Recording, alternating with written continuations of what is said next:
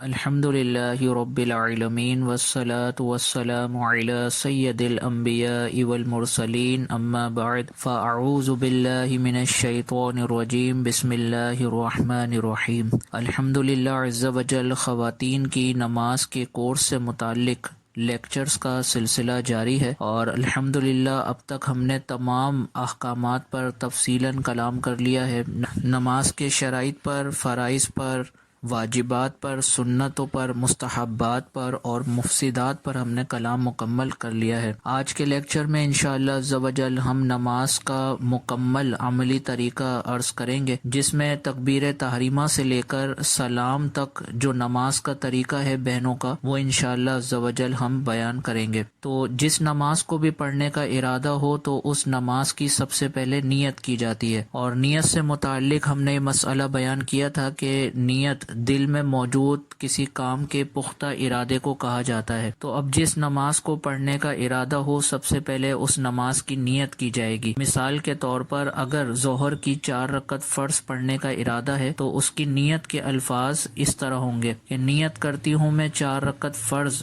ظہر کی، واسطے اللہ عز و جل کے، منہ ہے میرا قبلے کی طرف، اللہ اکبر۔ تو یہ نیت کے الفاظ اتنی آواز میں ادا کیے جائیں گے کہ خود کے کانوں تک آواز بآسانی پہنچ جائے۔ اس کے بعد تکبیر تحریمہ کے لیے ہاتھ اٹھائے جائیں گے، اور بہنوں کے لیے ہاتھ اٹھانے کی سنت یہ ہے کہ ہاتھ کندھوں تک اٹھائے جائیں گے۔ اور ہاتھ اٹھانے کے سلسلے میں علماء نے 2 طریقے بیان کیے ہیں کہ یا تو چادر کے اندر رکھتے ہوئے ہاتھوں کو اٹھایا جائے، یا چادر سے باہر نکال کر ہاتھوں کو اٹھایا جائے۔ اور اس میں جہاں تک تعلق ہے افضل صورت کی، تو سب سے افضل صورت یہی ہے کہ چادر کے اندر رکھتے ہوئے ہاتھوں کو اٹھایا جائے۔ تو کندھوں تک ہاتھ اٹھائے جائیں گے، اور ہاتھ پہلے اٹھائے جائیں گے، اس کے بعد پھر تکبیر کے الفاظ ادا کرنا شروع کیے جائیں گے۔ تو بہنیں سب سے پہلے تکبیر کے لیے ہاتھوں کو اٹھائیں گی، اور شولڈر تک ہاتھ اٹھانے کے بعد لفظ اللہ اکبر ادا کرنا شروع کریں گی۔ تو اللہ اکبر کے الفاظ کی ادائیگی جیسے ہی شروع کریں تو اس وقت ہاتھوں کو سینے کی طرف لایا جائے گا، اور جیسے ہی اللہ اکبر کا بر ادا ہو تو اس وقت آپ کے ہاتھ سینے پر بن چکے ہوں۔ اس کے بعد ثنا پڑھی جائے گی، یعنی سبحانک اللہم وبحمدک وتبارک اسمک وتعالی جدک ولا الہ غیرک۔ اس کے بعد تعوذ پڑھا جائے گا، یعنی اعوذ باللہ من الشیطان الرجیم، اور اس کے بعد تسمیہ پڑھی جائے گی، یعنی بسم اللہ الرحمن الرحیم۔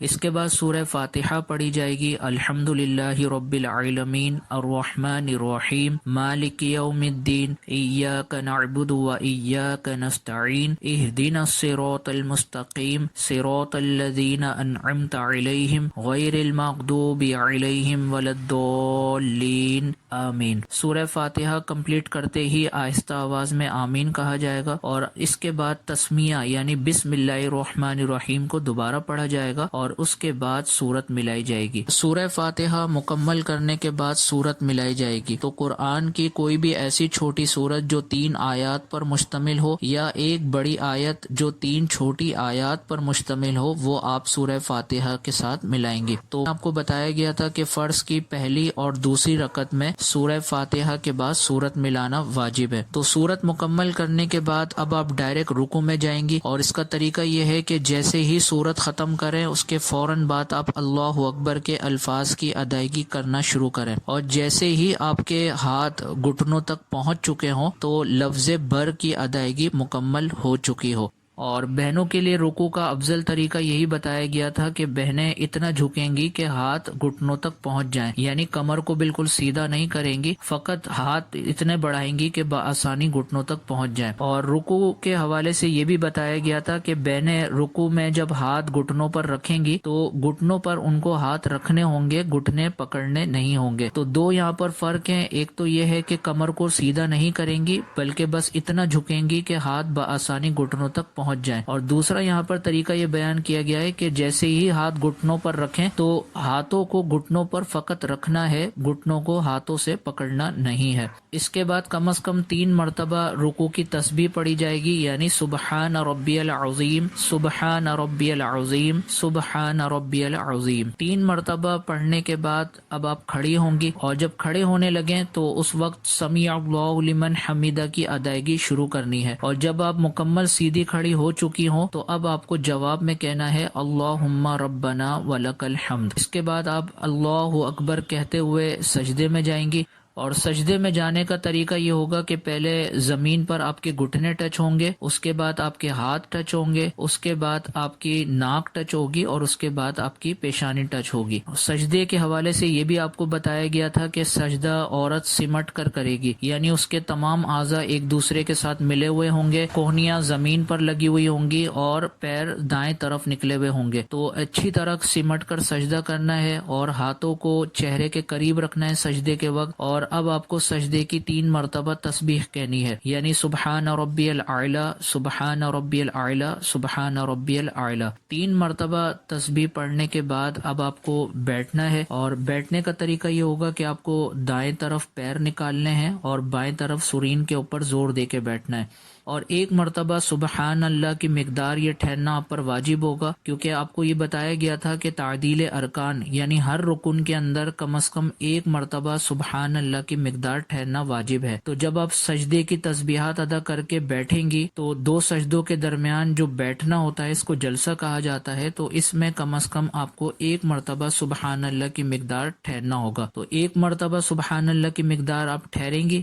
اس کے بعد آپ دوسرا سجدہ کریں گے۔ تو دوسرے سجدے کا طریقہ کار بھی یہی ہوگا کہ آپ 3 مرتبہ سبحان ربی الاعلی کہیں گی، اور اس کے بعد اب آپ سیدھے کھڑے ہوں گی۔ سیدھے کھڑے ہونے کا طریقہ یہ ہے کہ اب آپ کی زمین سے سب سے پہلے پیشانی اٹھے گی، اس کے بعد ناک اٹھے گی، اس کے بعد ہاتھ اٹھیں گے، اور اس کے بعد گھٹنے اٹھیں گے۔ اور سیدھے کھڑے ہونے میں یہ بھی بیان کیا گیا تھا کہ جب آپ کا ارادہ سیدھے کھڑے ہونے کا ہو تو سہارا لیے بغیر کھڑے ہونا سنت ہے، لیکن اگر کوئی مجبوری ہے، گھٹنوں میں یا پیروں میں درد ہے کہ آپ سہارا لیے بغیر ڈائریکٹ کھڑی نہیں ہو سکتی، تو اب سہارا لینا آپ کے لیے بلا کراہت جائز ہوگا۔ تو سیدھے کھڑے ہونے کے بعد آپ حسب سابق سینے پر ہاتھ باندھیں گی اور اب دوسری رکعت کی قراءت شروع کریں گی۔ تو دوسری رکعت میں قراءت شروع کرنے سے پہلے یعنی سورہ فاتحہ شروع کرنے سے پہلے 1 مرتبہ بسم اللہ پڑھنا سنت ہے، لہٰذا بسم اللہ آپ پوری پڑھیں گی، اس کے بعد سورہ فاتحہ شروع کریں گی، اور سورہ فاتحہ کمپلیٹ کرنے کے بعد آپ کو 1 مرتبہ بسم اللہ الرحمن الرحیم پڑھنا ہے، یہ سنت ہے، اور بسم اللہ پڑھنے کے بعد اب آپ کو دوبارہ سورت ملانی ہے۔ سورت ملانے کے بعد آپ دوسری رکعت بھی اسی طریقے سے ادا کریں گی، یعنی رکوع کو اسی طریقے کے مطابق ادا کریں گی جیسے پہلی رکعت میں کیا تھا، اور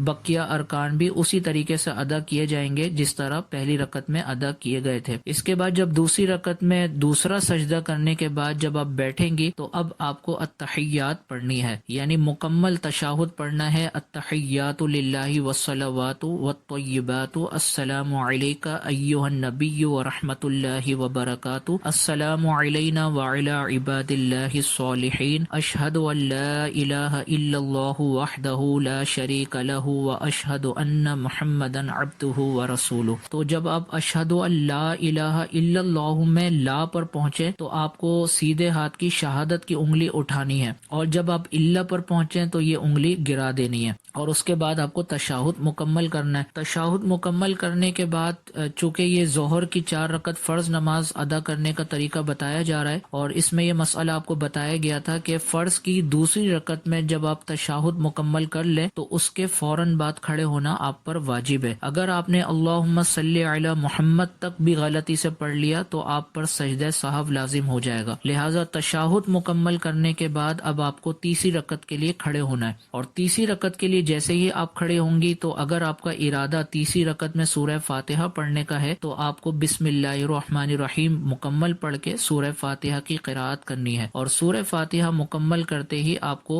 تیسری رکعت بھی اسی طریقے سے ادا کرنی ہے جیسے پہلی اور دوسری رکعت ادا کی۔ تیسری رکعت مکمل کرنے کے بعد آپ جب چوتھی رکعت میں کھڑی ہوں گی تو اس کا طریقہ کار بھی یہی ہوگا کہ بسم اللہ الرحمن الرحیم پڑھ کر سورہ فاتحہ پڑھیں گی، اور سورہ فاتحہ پڑھنے کے بعد آپ کو رکوع کرنا ہے، اور بقیہ تمام ارکان اسی طریقے سے ادا کرنے ہیں جیسے شروع کی 3 رکعتوں میں ادا کیے تھے، اور آخر میں جب آپ تشہد میں بیٹھیں گی تو اس میں تشہد، اس کے بعد درود ابراہیمی، اور اس کے بعد کوئی سی بھی دعائے معصورہ پڑھ کر دونوں طرف آپ سلام پھیر دیں گے۔ تو دائیں طرف سلام پھیرتے وقت جب آپ الفاظ ادا کریں گی السلام علیکم ورحمۃ اللہ، تو آپ کی نگاہیں دائیں طرف کندھے پر ہونی چاہیے، اور کندھے پر نگاہیں ہوں اور دل میں نیت فرشتوں کو سلام کرنے کی ہو، اور اسی طرح جب آپ بائیں طرف سلام پھیریں تو بائیں طرف سلام کے الفاظ ادا کرتے ہوئے آپ کی نگاہیں بائیں کندھے پر ہونی چاہیے اور آپ کی بائیں طرف کے فرشتوں کو سلام کرنے کی نیت ہو. تو اس طرح یہ 4 رکعت پڑھی جائیں گی. تو امید ہے کہ آپ کو نماز کا عملی طریقہ اچھے طریقے سے سمجھ میں آ گیا ہوگا. اللہ عز و جل کی بارگاہ میں دعا ہے کہ اللہ عز و جل ہمیں صحیح معنوں میں نماز ادا کرنے کی اور درست طریقے کے مطابق نماز ادا کرنے کی توفیق عطا فرمائے. آمین بجاہ النبی الامین صلی اللہ تعالی علیہ وسلم. آپ دیکھ رہے ہیں PATF Islamic info YouTube channel. مزید اسلامک ویڈیوز کے لیے ہمارا چینل سبسکرائب کریں.